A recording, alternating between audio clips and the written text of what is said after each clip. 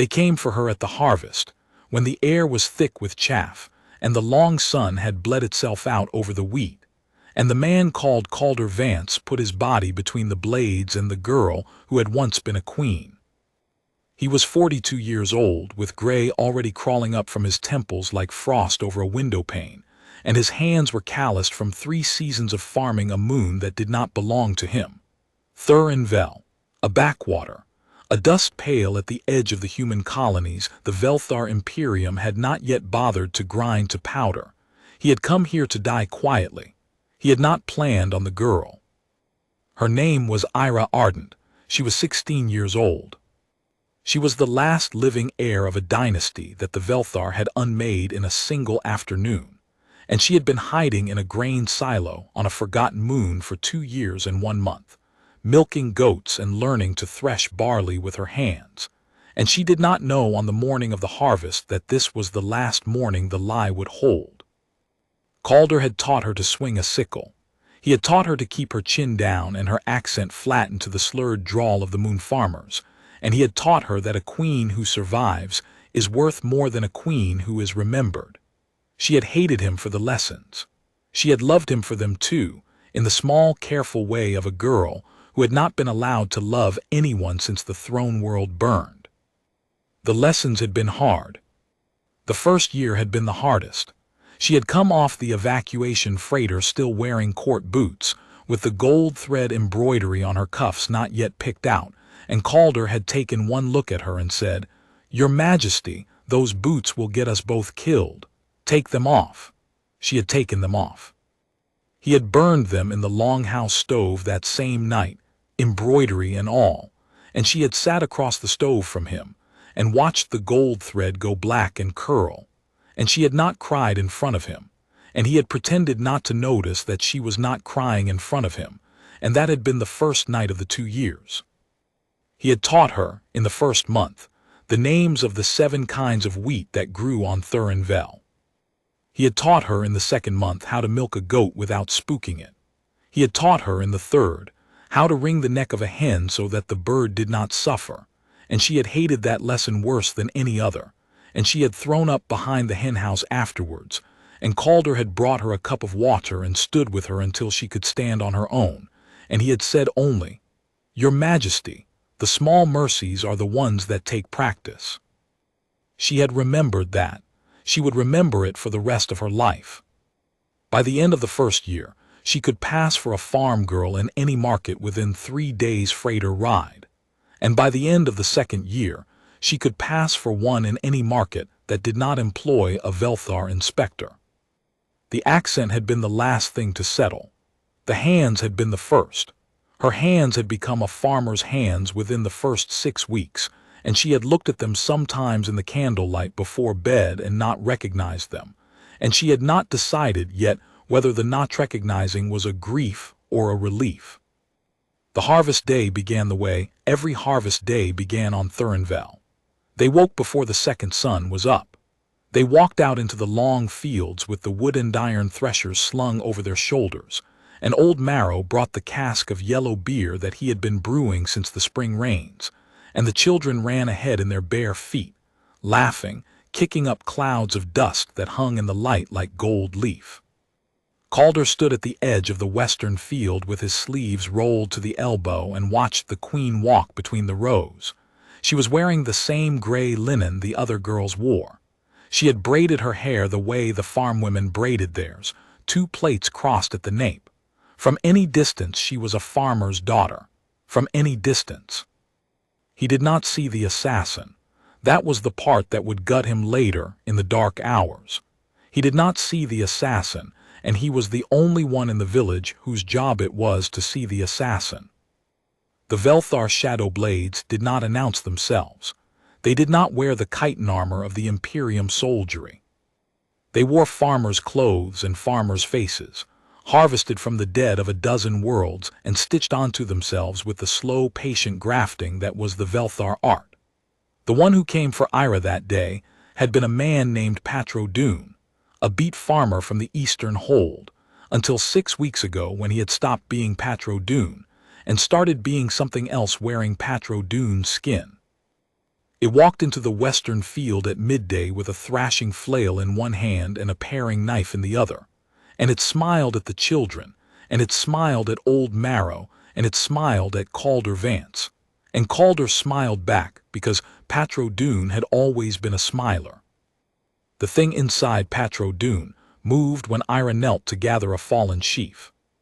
Calder caught the movement out of the corner of his eye, the way a hunter catches the flick of a deer's ear in deep brush, not by seeing it but by feeling the wrongness of it, and he was already moving before his mind had named the thing he had seen. The paring knife came up. The paring knife came down. The paring knife came up again, and Calder was between them by the third strike, and he took it across the ribs, and he took it across the shoulder, and he took it across the meat of his left arm where the bicep meets the bone, and he did not stop moving, because if he stopped moving he would die and the girl behind him would die. And so he did not stop. 8 times. He counted them later, in the hours when counting was the only thing that kept him in his body. 8 times the paring knife went in, twice in the ribs on the left side, and he felt one of them grate against a bone and skip away. Once across the shoulder, deep, a wound that would weep for weeks. Once through the meat of the upper arm. Once in the thigh, low, missing the artery by what the village doctor would later call a sailor's prayer.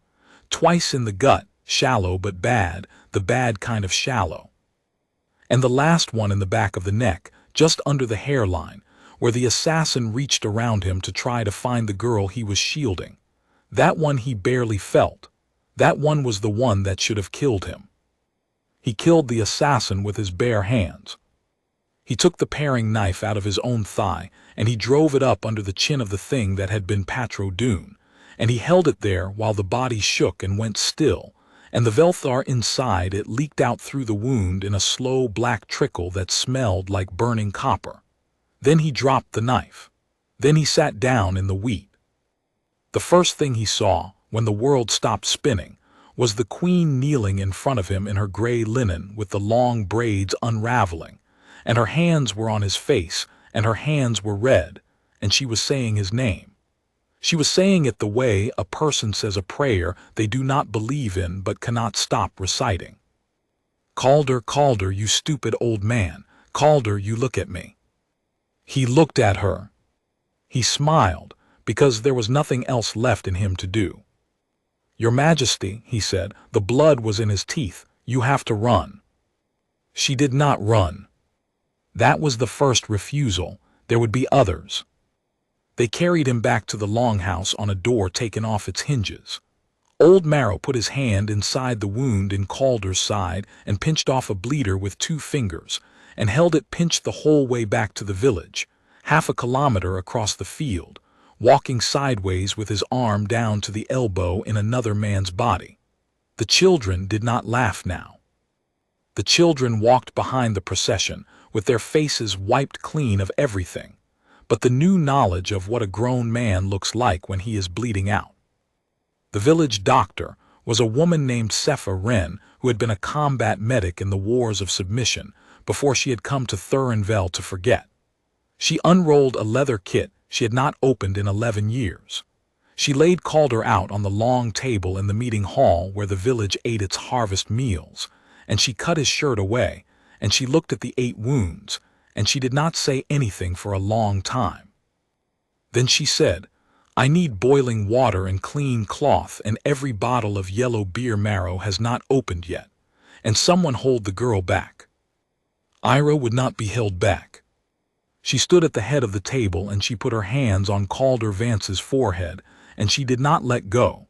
Sepha told her to step away. Sepha told her she would faint. Sepha told her that what was about to happen in this room was not a thing a girl her age should see, and was not a thing that needed to be witnessed by anyone who loved the man on the table. Ira said, "I have seen worse." She had. She had seen her father shot in the throat by a Velthar centurion at a banquet table set for 200 guests. She had seen her mother walk into the throne room fire with the regalia still on her shoulders, because the regalia would not come off in time. She had seen her younger brother, who was 9, picked up by the back of his neck and carried out of the palace like a kitten, and she had not seen him since, and she did not know if not seeing was better or worse than the seeing. So she stayed, she held his head. She watched Sepha Wren put 41 stitches into the body of the man who had taken 8 knives for her, and she did not faint, and she did not look away. And when Sepha needed a third hand to hold a flap of skin in place while she worked, Ira gave her that hand, and the queen's fingers came away red and stayed red for a long time after the washing. He did not wake for 2 days. In those 2 days the queen did not eat. She did not sleep, in any sense of sleep that would have been recognized by a doctor. She closed her eyes sometimes, sitting in the chair pulled up to the long table, and she would tilt forward at the waist until her forehead rested against the edge of the wood, and her hands would stay closed around Calder's hand the whole time, and Sepha would come in at intervals and look at her and not say anything and go away again. The village brought her food. The widow Tannen brought broth. Old Marrow brought bread. The boy who tended the sheep brought a wedge of soft white cheese that he had made himself, which was the most valuable thing he owned, and he laid it on the table by the queen's elbow, and he stood there for a long minute waiting for her to look at him. And when she did not, he turned and walked out and cried in the lane behind the meeting hall where no one would see him. The broth went cold. The bread went hard. The cheese sweated on the wood. Ira did not touch any of it. She watched the 8 bandaged places on Calder's body, and she counted his breaths. On the first night she spoke to him. She thought he could not hear her. She hoped, in a small, uncertain way that she did not let herself look at directly, that he could. She told him things she had never told anyone. She told him about the morning her father had been shot. She told him about the smell of the throne room when the regalia caught fire on her mother's shoulders, which was a smell like burning honey because of the gold thread in the cloth. She told him about her brother Talon, whose name she had not said aloud in 2 years and 1 month. She told him that she had been 9 years old when she had taught Talon to read, and that he had been a slow reader because his eyes did not track right, and that she had been impatient with him about it, and that she would give her right hand and her left and her tongue if she could have 1 afternoon back of teaching him to read. She told him she was sorry. She did not say what for. She did not know what for. She said it anyway. In the second night, when the fever was at its highest, and Sepha had said quietly to Old Marrow in the corner of the room that they should send for the priest if the village still had one, the queen sat by the long table and she sang. She sang a song her mother had sung to her when she was small. It was a lullaby from a court that no longer existed, in a language that no longer had any native speakers older than herself, and she sang it badly because she had not sung it in 2 years and her voice cracked in the high places, but she sang all the verses and then she sang them again. By the 3rd repetition, the fever had begun to break. She would tell herself later that the lullaby had nothing to do with it. She would tell herself that it was the herbs and the stitches and Sepha's 11 years of remembered field medicine, and she would be lying to herself, and she would know she was lying, and she would not stop. He woke on the morning of the 3rd day. The light was coming sideways through the slats of the meeting hall windows. Ira was asleep in a chair pulled up to the table with her head on his uninjured arm and her braids unraveling onto his chest. He could feel each of the 8 wounds as a separate creature in his body, and the one at the back of his neck was the worst, and he could not turn his head, and so he watched the dust in the light for a long time before he spoke. "Your Majesty," he said. She woke. She did not lift her head right away. She lifted it slowly, and her face when she looked at him was a face he had never seen before. He had seen her as a child playing at queen. He had seen her as a fugitive playing at farmer. He had not seen her like this. This was a 3rd face. This was the face of a queen who had decided, in the long hours of the 2nd night, what she was going to be. "Sergeant Major Vance," she said. He had not been called by his rank in 2 years. "I'm not running anymore," she said. He closed his eyes. He understood, in the way men understand the weather, that everything was now changed. "Your Majesty," he said, "there will be more of them." I know. There will be a fleet. Once this one fails to report, there will be a fleet. I know. We have a village, Your Majesty. We have farmers. We have one medic and one drunk and one old man with a good hand for bleeders. We do not have an army. She looked at him for a long time before she answered. Then we will make one, she said. He laughed. It hurt every one of the 8 wounds. He laughed anyway. You sound like your father, he said. My father is dead. Yes, Your Majesty. And I am not. And I am tired, Sergeant Major, of letting them be the only ones who decide who lives. She stood up. She walked out of the meeting hall and into the harvest morning, and she went door to door in the village in her gray linen with her braids unraveling, and she told them who she was. She told them her name. She told them what she had been hiding. She told them about the 8 wounds and the assassin and the fleet that was now certainly coming, and she did not ask for their loyalty, and she did not promise them anything she could not give, and when she was done she stood in the village square and she waited. Old Marrow came out of his house first. He had his hunting rifle in his hand. He laid it at her feet. Sepha came out second. She did not bring anything. She did not need to. By midday, the square was full of laid-down rifles and laid-down farm tools and laid-down hands. Thurinvel had a population of 142 souls, including children and the very old. By midday, 96 of them had stood in the square and laid something down. The Queen of Nothing was now the Queen of 96. Calder watched it from the window of the meeting hall because he could not yet stand. He watched it and he thought about the throne world burning and about the wheat fields and about the 8 stitched mouths in his body, and he thought, this is how it begins, not with armies, with 96. They had 11 days before the fleet came. In those 11 days, Thurinvel became a thing it had not been since it was settled 4 generations ago. The grain silos became armories. The threshers became reaping blades on long poles.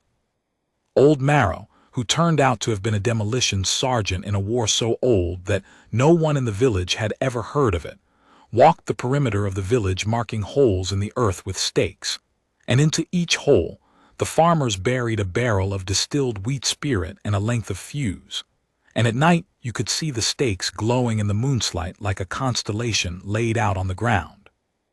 On the second day, a man named Hask Vorlin walked into the village from the southern hold. He was a stranger. He was tall and lean, and he wore a long oiled coat that did not belong on a farm moon, and he had a curved blade strapped across his back in a sheath of black leather, and the children stopped playing when he passed. Old Marrow met him in the square with the hunting rifle held casual at his hip. Hask Vorlin laid the curved blade down at Marrow's feet without being asked. He said, I have been waiting for a reason. I heard from a freighter pilot that the reason had come to this moon. May I stay? Marrow looked at him a long time. Then he picked up the blade and handed it back, hilt first, and said, We are eating in the long house at sunset. You will eat with us. Hask Vorlin had been a duelist in the courts of 3 different fallen worlds. He had killed 42 men with the curved blade. He spent the next 9 days teaching the farmers how not to die when something came at them with a knife. He was patient. He was quiet. He drank only water. On the 7th day he asked Ira if he might have the honor of standing in the line beside her, and she said yes, and he did not speak again until the morning of the 11th day. On the 3rd day, a freighter dropped out of the cloud deck and landed in the southern field, and out of it came a woman in a stained mechanic's jumpsuit with grease to her elbows. Her name was Tanis Vey. She was 61 years old. She had heard, she said, that there was work on Thurinvel for a person who knew how to make broken things kill. She walked into Old Marrow's barn, and she did not come out for 2 days, and when she did come out she had built, out of harvest equipment and freighter scrap and the gutted electronics of 3 threshers, a thing that she called, with a tired half-smile, a wheat gun. It was a long-barreled weapon that fired chaff at supersonic velocity in a wide cone, and at 30 paces it could strip a Velthar's chitin to ribbons, and there were 3 of them by the end of the 8th day. mounted on the rooftops of the meeting hall and the granary and the long house. On the fourth day, the children of the village were sent into the cellars under the granary with the widow Tannin, who had volunteered to be the one who stayed below with them, because she had said that she had buried one boy already, and she did not intend to bury any more if she could help it. The cellar was stocked with food for 3 weeks and water for 4 and 1 rifle for the widow, and the children were taught the songs they should sing if they got frightened, and they were taught that they must not, under any circumstance and for any reason at all, come up the stairs until the widow Tannin told them they could. On the 5th day, Calder Vance walked. He did it badly. He did it with a stick cut from a fence rail and with Ira's shoulder under his good arm, and with his teeth gritted against the 8 separate fires in his body, and he walked the length of the meeting hall and back, and then he sat down and bled through his bandages, and Sepha-Ren cursed him and restitched him, and told him he was the stupidest man on the moon. He smiled at her. "Second stupidest," he said, "the queen is here." Ira hit him in the good shoulder, not hard, hard enough. On the 6th day, Calder taught the line. He could not stand for more than 10 minutes at a stretch. He taught sitting on a feed barrel at the eastern edge of the western field, with the farmers ranked up in front of him and Ira at his elbow, translating his quiet voice into a louder one when his breath gave out. He taught them how to brace a rifle on a fence post. He taught them how to breathe between shots. He taught them where to look for the seam in the Velthar chitin, the seam at the shoulder, the seam at the throat plate, the seam where the lower left eye met the bridge of the hexagon, and where the optic nerve ran shallow under the chitin and could be reached by a long pole blade if a man had the nerve to get close enough to use one. He taught them about the laugh. He told them, when you hear it, do not stop moving. They use the laugh to freeze you. They expect you to freeze. Do not freeze. Move forward into the laugh. A girl in the front rank who was 17 and named Idra raised her hand. She said, "Sergeant Major, what if I am afraid?" He looked at her for a long time. He said, "You will be afraid. Everyone in this field will be afraid. The question is not whether you will be afraid. The question is whether you will move forward into the laugh while you are afraid. I have seen old soldiers freeze and I have seen farm girls walk. It is a choice you will make in the moment. You cannot make it now. You can only decide now what kind of person you would like to be when the moment comes. Decide that and then forget about it. And then when the moment comes you will be that person." Idra nodded. She did not speak again. She would, 11 days from then, walk forward into the laugh, and she would kill 3 Velthar with a reaping blade on a long pole before one of them killed her, and she would die smiling, and Calder Vance would carry her body off the line on his back the way old Marrow had carried Joss Penner, and he would lay her under a wheat sheaf, and he would remember her question for the rest of his life. On the 7th evening, when the work of the day was done, and the western sun had set, and the eastern moon had risen, and the village was eating the last good meal it would eat before the fleet came, they gathered in the meeting hall around the long table. Sepha had laid out a stew of grain and rabbit, and the last of the spring greens. Old Marrow had broken open the cask of yellow beer that he had been saving. The table was full. The benches were full. The doorway was full of those who could not find a place at the benches, and they ate standing up and they passed bowls down the line. It was the queen who started it. She stood up at the head of the table with the wooden bowl in her hands and she said, "I want to know." They looked at her. "I want to know," she said, "why each of you is here. Why each of you laid your thing down in the square. I want to know your reasons.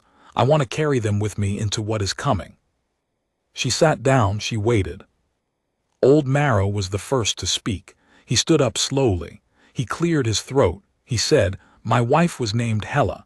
She died of the lung rot 11 years ago. She used to tell me, when I came in from the fields, that a man who does not stand up for what he loves is a man who has nothing to come home to. I am here, Your Majesty, because I would like to be a man Hela would have come home to." He sat down. The room was very quiet. Sepha-Ren stood up next. She did not look at the queen, she looked at her hands. "I was at the field of Mavrin," she said.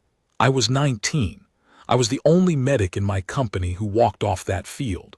I told myself when I came to this moon that I had given war everything I had to give. I told myself I had nothing left.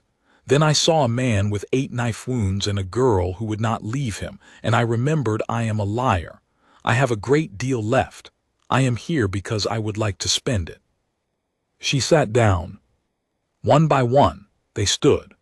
The boy who tended the sheep, who was 15, said he was here because Calder Vance had once carried him on his shoulders across a flooded creek when he was small, and he had never forgotten the weight of being lifted. The widow Tannen said she was here because her son had died in the wars of submission, and she had never had a grave to visit, and she would like now to give the Velthar a grave instead. A man named Jos Penner, who had a stutter so bad he had not spoken in public in 20 years, stood up and said 5 sentences without a stumble, and they were the most beautiful 5 sentences anyone in that room had ever heard, and when he sat down his neighbors touched his shoulders without speaking. Hask Vorlon stood next. He spoke for the first time in 9 days. "I am from a world called Velen Major," he said. "It is gone. I was the 3rd son of the 3rd house of a court that no longer exists. I have spent 12 years killing men who paid me to kill men, and I have grown sick of it, and I came here because I heard a rumor that on this moon a man with no money was bleeding for a girl with no kingdom, and I wanted to see if it was true. It is true. I will die here. I would like that to be on the record." He sat down. No one spoke for a while. Tanny's vase stood. She wiped grease from her hands on a rag and then dropped the rag on the table.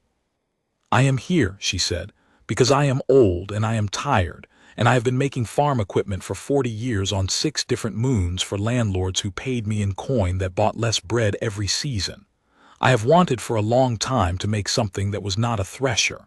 I have wanted to make something that was mine. I have done that now. There are 3 of them on your rooftops.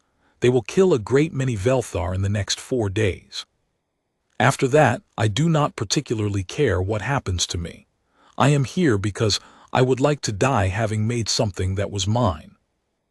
Idra, the 17-year-old, stood. She did not look at anyone. She said, "I am here because a man told me today that I could decide what kind of person I would like to be when the moment comes. I have decided. I would like to be the kind of person who walks forward into the laugh. That is all I wanted to say." She sat down. Calder Vance closed his eyes for a moment. When it came around to Calder, he stood up. It cost him. He stood up anyway. "I have killed," he said, "more men in my life than are sitting at this table. I have killed for an empire that did not deserve me, and for a wage that I drank away, and for reasons I cannot now remember. I am here because I would like, before I die, to kill for a reason I will remember. And because there is a girl in this room who refused to leave me when I was bleeding, and a man does not walk away from that. A man does not walk away from that, Your Majesty." He sat down. Ira did not look at him. She did not have to. She stood up last. The room held its breath. "My name," she said, "is Ira Arden. I am the last of my house. I have been afraid for 2 years. I have been afraid every morning when I woke and every evening when I lay down, and I have been afraid in the fields and afraid in my bed and afraid in the chair next to a dying man, and I am tired. I am here because I am tired of being afraid. I am here because 8 wounds in a man's body bought me the choice to stop, and I am going to stop." She lifted her bowl. "To the 96, she said, "and to the man who made 97 possible." They lifted their bowls. They drank. The eastern moon climbed. The fleet came on the 11th day, as Calder had said it would. It came down through the cloud deck at dawn, 4 landing ships and 1 command cruiser, and the command cruiser hung above the eastern fields like a black knife laid against the sky. Its name, painted in the slashing glyph script of the Velthar in letters 30 meters tall down its flank, was a name that translated roughly to the hand that remembers. It had been at the burning of the throne world. It had carried the centurion who killed Ira's father. It was here now to finish a work it had begun 2 years ago.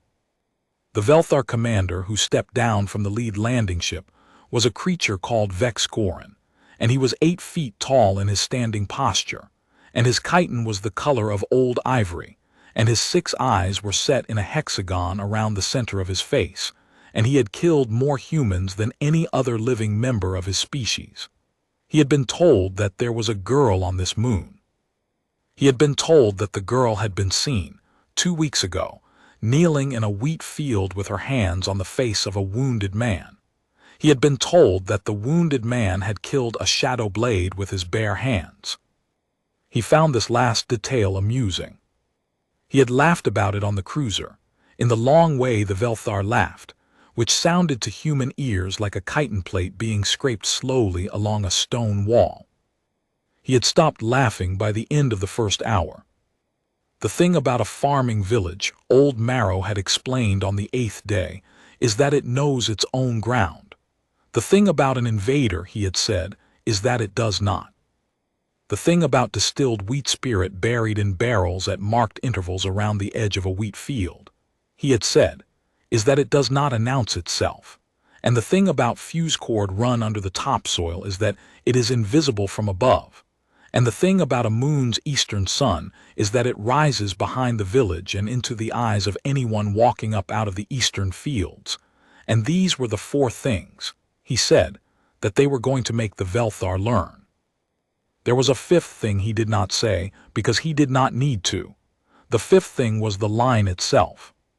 The 5th thing was the fact that 112 farmers and 1 duelist and 1 mechanic and 1 medic and 1 sergeant major and 1 queen, standing shoulder to shoulder in front of their own children's hiding place, would not break for any reason short of being killed individually one by one, and that the Velthar Imperium had never in its long history of conquest encountered a line of that kind, because the Velthar Imperium had been built on conquering people who were running.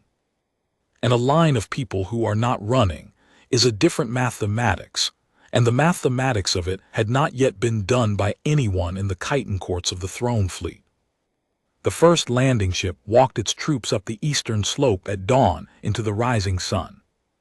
The first barrel went up under the 2nd rank. The 2nd went up 30 seconds later under the 4th. By the time the 3rd barrel went up, the wheat was on fire and the Velthar were running, and the running ones came uphill into the village, into the long ranks of farmers standing with reaping blades on long poles and with hunting rifles braced on fence posts, and the farmers did not break and they did not run, because the Queen of 96 was standing in the line with them, and she had a rifle in her hands and she was not running, and a line does not break when its queen is in it. Calder Vance was in the line too. He should not have been. Sephiren had told him that if he so much as bent at the waist he would tear every stitch she had put in him and bleed out in the dirt, and he had nodded gravely and agreed with her and waited until she was asleep, and then he had taken his rifle down from the wall and walked out to the line. He was standing now next to the queen. He could not lift his left arm above his shoulder. He could lift his right. The right was enough. The Velthar broke against the line, and the line did not break. It took them 6 hours. The first hour was the worst hour. The Velthar came up through the burning wheat in ranks of 12, and they were fast, and they were tall, and the 4-armed silhouettes coming out of the smoke at the bottom of the slope looked, in the rising sun, like a thing out of a child's nightmare given permission to walk. The farmers in the line did not break. They did not break because Ira Ardent did not break. And Ira Ardent did not break because Calder Vance did not break, and Calder Vance did not break because there was nothing left in him to break with. The wheat guns on the rooftops opened up in the 2nd hour. Tanny's Vey was on the granary gun herself. She had built it. She knew its tempers. She fired in long, sweeping arcs across the slope, and the chaff at supersonic velocity stripped Velthar chitin the way a river strips bark from a fallen tree, and the granary gun was the first gun to make the Velthar pause in their advance, and the pause was what saved the line in the first reckoning. In the 3rd hour, Hask Vorlin walked out in front of the line. He walked alone. He had asked permission. Calder had said no. Ira had said yes. The duelist's eyes had thanked her with a small bow, and then he had drawn the curved blade and he had walked out through the standing wheat to a stretch of flat ground between the burning fields and the village, and he had stood there in his long oiled coat with the blade held low, and he had waited. 3 Velthar centurions came up out of the smoke to meet him. They thought, in the chitin-laughing way of their kind, that 1 man with 1 blade was a courtesy they could afford to honor. They were wrong about this. Hask Vorlin had not killed 42 men in the courts of 3 fallen worlds by accident. He killed the first centurion with a single cut across the throat plate before the centurion's second hand had finished drawing its weapon. He killed the second by stepping inside its reach and severing the tendon at the base of its left arm, then opening it from hip to opposite shoulder while it was still trying to understand what had happened to its arm. The 3rd centurion he killed slowly, because the 3rd centurion had laughed, and Hask Vorlin had heard enough Velthar laughter in his life and wanted today to hear one stop. When the 3rd centurion went down, the line cheered, and Hask Vorlin walked back to the line without looking behind him, and he took his place beside Ira and he said quietly, "Your Majesty," and then he said nothing else for 2 hours. In the 4th hour, Idra, the 17-year-old, walked forward into the laugh. She did it the way Calder had told her to do it. She did not freeze. She put the long pole blade through the seam at the throat plate of the first Velthar that came at her, and she pulled the blade out and put it through the seam at the shoulder of the second, and the third she killed by ducking under its first sweep and driving the blade up under its chin, and through the soft place behind the mandibles, and the 4th Velthar killed her, with a blade through the side of her neck, and she went down smiling, and a great many farmers around her saw her go down. And a great many farmers around her did not break. Sepha Wren worked from a wagon at the back of the line. She had set up a sorting table. She had 3 categories, the ones who would live, the ones who would die, and the ones who could go back to the line. She worked fast. She did not cry. She would cry later. The widow Tannen killed 4 Velthar herself, with her dead son's service rifle, and when the rifle ran dry, she killed a 5th with the butt of it, and then she went back to the cellar to be with the children because that was the post she had volunteered for and she would not abandon it. Joss Penner of the 5 sentences killed 2 and was killed by the 3rd, and he died without stuttering. And his neighbor Old Marrow carried his body off the line on his back and laid him under a wheat sheaf and went back to the fight. In the 5th hour, the command cruiser opened fire from above. It fired a single rail shot. It hit the granary. The granary came down. Tanny's Vey came down with it. The wheat gun came down with her. The eastern rooftop of the longhouse caught fire from the falling debris, and the 2nd wheat gun was lost. And only the meeting hall gun remained, and it kept firing until its barrel went red, and then it kept firing through the red, and then it stopped firing because the boy who tended the sheep, who was operating it because he was the lightest body Tannies had been able to spare for the training, had been hit in the chest by a piece of falling beam, and was lying on his back on the roof staring up at the sky. And he did not get up again. Calder Vance saw the granary come down. He did not stop firing. He could not stop firing. He understood that the line was now down to numbers that would not hold for another hour without something to break the pattern. He understood also what the something had to be. Vex Gorin came up out of the smoke at the end of the 5th hour. He had a blade in each of his 4 hands. He had killed 11 of the 96 on his way up the slope. He was looking for the girl. He found her. He found her standing next to a man with 8 scars and a rifle and a face Vex Gorin had been told about. And the Velthar commander stopped at 20 paces, and he tilted his hexagon of eyes and he spoke, in the broken human trade tongue his species used for the conquered. "You," he said to Calder, "you are the man who killed my shadow." "I am," said Calder. "You will not kill me." "No, your honor," said Calder. "I will not, but she will." Vex Gorin looked at the girl in the gray linen, with the rifle in her hands. He laughed his chitin laugh. He stopped laughing when the rifle came up. Ira Ardent had been taught to shoot in the 2 years on Thurinvel by Sergeant Major Calder Vance, and he had been a patient teacher and she had been a stubborn student, and at 20 paces she did not miss. The first round took Vexcorin in the lower left eye of his hexagon. The second took him in the throat plate. The third took him in the seam where the chitin of the chest met the chitin of the shoulder, which was the seam Calder had told her about in the long evenings, the seam that every Velthar centurion had, and that every Velthar centurion forgot to armor because no human was ever expected to know it was there. Vexcorin went down to one knee. He looked up at her with the 4 eyes that still worked. He said something in his own language. It did not translate. Calder shot him in the head. The fleet broke an hour after that. The command cruiser lifted off the eastern field and turned its long black nose toward the cloud deck and was gone, and what was left of the landing troops scattered into the wheat and were hunted through the night by the farmers who knew the ground, and by morning Thurinvel belonged again to the people who had planted it. 31 of the 96 were dead. The naming of the dead took most of the morning. They were laid out in the meeting hall on the long table where Calder Vance had been laid out, and Sephirin closed each of their eyes herself, and Ira Ardent walked the length of the table, and she said each of their names aloud, and she did not skip one, and she did not cry until she was finished. Tannis Vey was there, pulled out of the granary rubble by old Marrow's hands and laid down with the grease still on her cuffs. Idra was there. The boy who tended the sheep was there.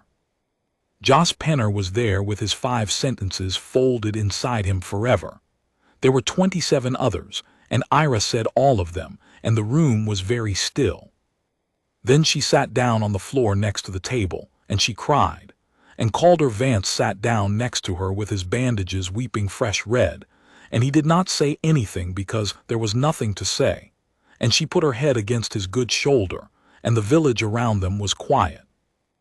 They burned the dead at sundown.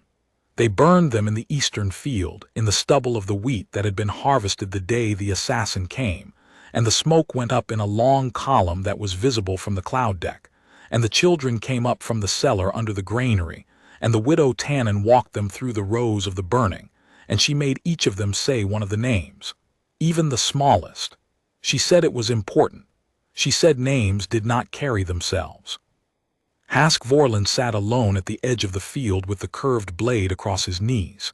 He had killed 9 Velthar in the 6 hours. He had not been hit. He did not speak to anyone for the rest of that evening, and in the morning he was gone with a note left on the long table that read only in a clean, educated hand, "I have a brother who has not heard the news yet.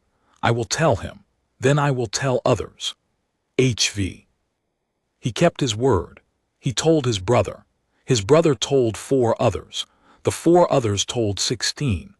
By the end of the season, the news of Thurinvel had reached every human colony the Velthar had not yet finished grinding to powder, and Hask Vorlin had been seen, in passing, in 9 of them. The thing about a queen, Calder thought, watching the dust move in the morning light, is that a crown is the smallest part of it. In the weeks after, the news of Thurinvel moved out into the human colonies the way a crack moves through ice. A backwater moon, a village of farmers, a girl in gray linen. The hand that remembers turned back at the eastern field. 96 against an Imperium landing force. The names of the dead. The names of the dead were what carried. Other villages began to lay things down in other squares. Other queens, who had been hiding in other silos, began to walk out of them.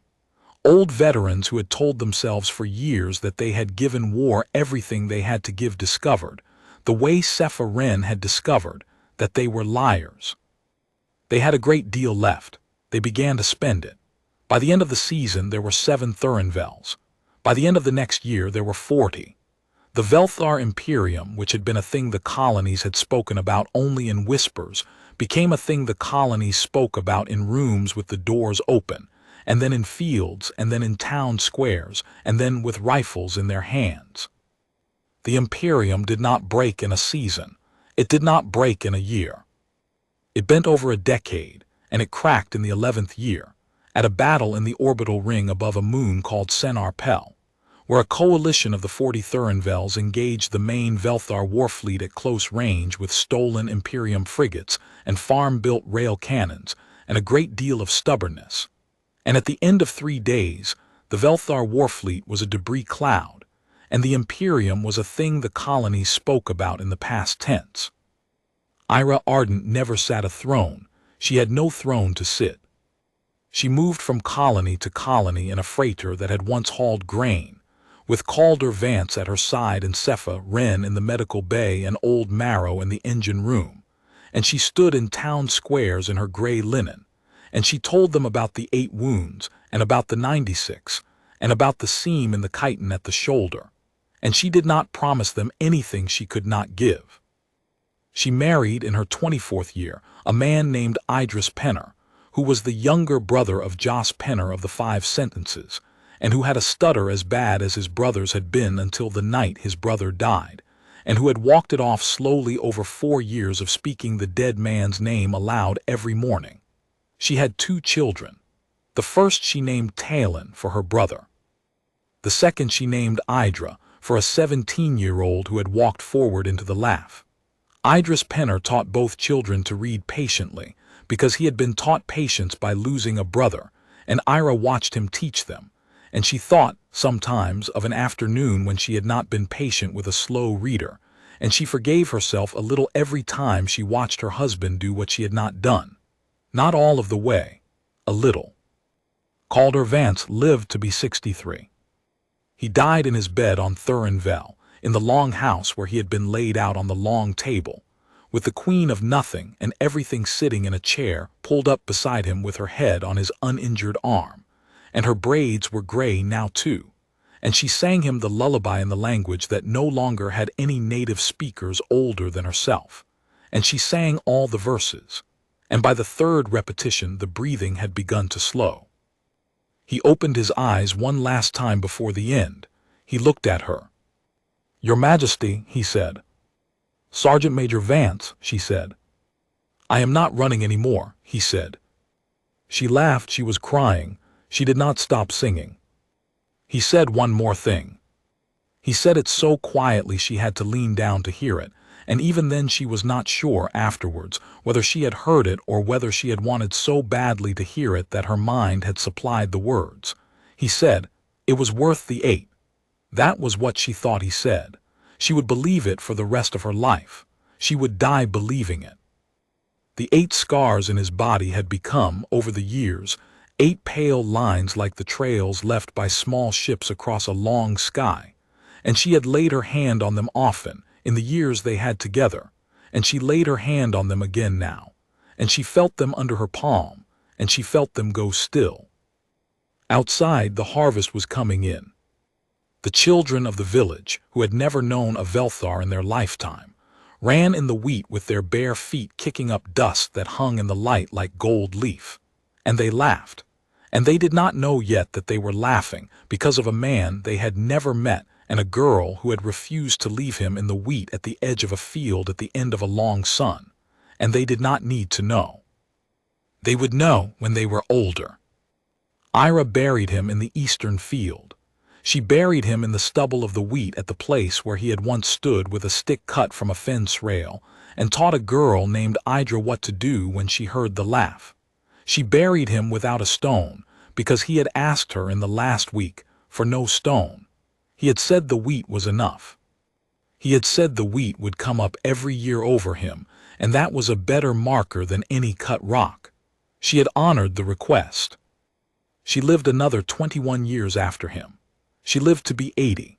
She saw her daughter Idra grow into a doctor who studied under Cepha Wren before Cepha died of the lung rot in her 9th decade, and she saw her son Talon grow into a quiet, patient man who taught reading in the village school and married a girl from the southern hold and had 3 children of his own. She saw the grandchildren. She held all 5 of them in her arms in the long house on the day of their naming, and she said over each of them the quiet blessing of a court that no longer existed, in a language that no longer had native speakers, and she meant every word. She died in the same chair she had sat in beside his bed. She died in the chair pulled up to the long table in the long house in the village on the moon called Thurinvel, with the eastern sun rising through the slats of the window, and the great-grandchildren in the room with her, and the eldest of them holding her hand the way she had once held the hand of a man with 8 knife wounds in his body. And she did not say anything at the end because there was nothing left to say, and her hand went still in the child's hand, and outside the harvest was coming in.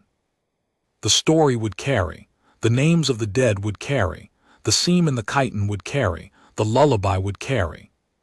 And somewhere out past the cloud deck, in the long black where the Velthar had once owned every star, the hand that remembers was a memory and a warning and a promise. And the queen who had not run was sitting in a chair next to a man who had not run. And she was the last living witness of the morning 8 knife wounds bought a future for 96 people on a moon that no one had ever heard of. She would tell the story until she could not tell it anymore, and then the children would tell it, and then their children. A queen does not need a throne. A queen needs a man in the wheat who will not move, and the sense, when she is 16 and her hands are red and the world is ending, to kneel down beside him and refuse, with everything she is, to leave. That was the lesson of Thurinvel. That was the lesson humanity taught the stars.